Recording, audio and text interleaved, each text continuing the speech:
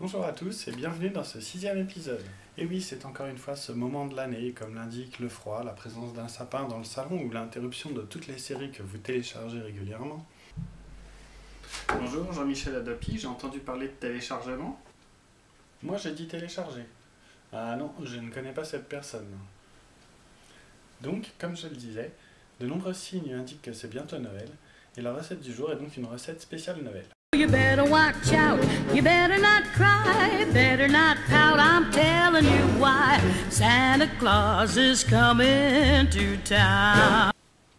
Pour ceux qui ne voient pas ce que sont les gingerbread men, voici un petit indice. Ce n'est pas une recette que j'ai fait souvent, alors aujourd'hui c'est une sorte de test. Parce que si ça rate, ça sera quand même sur internet. Genre... Mais bien sûr.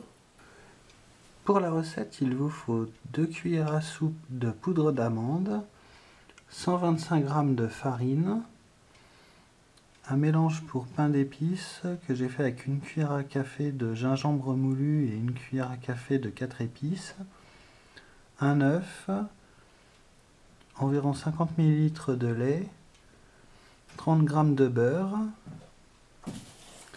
du miel, un demi-sachet de levure chimique, un sachet de sucre vanillé et 40 g de sucre en poudre.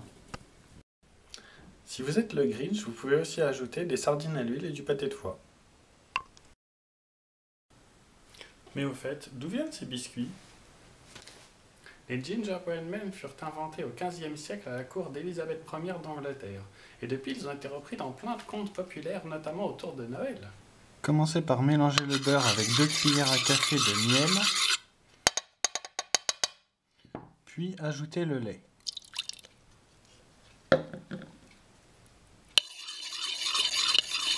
Ajoutez le sucre en poudre, puis le sucre vanillé et mélangez bien. Ajoutez alors le mélange d'épices aux autres ingrédients. Ajoutez alors l'œuf,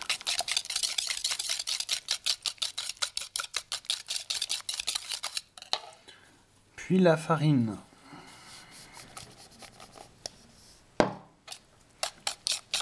Voilà la fin de la farine.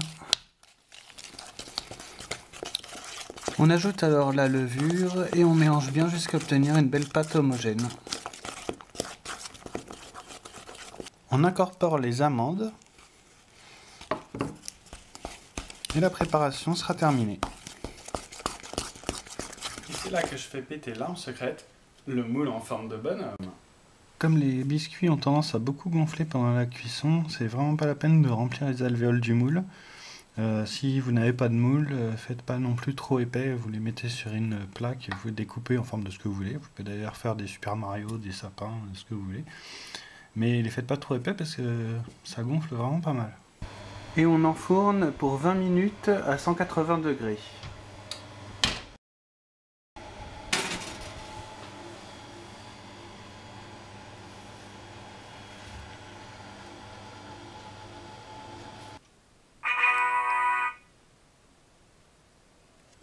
Si vous souhaitez les décorer, vous pouvez utiliser un mélange de blanc d'œuf et de sucre glace.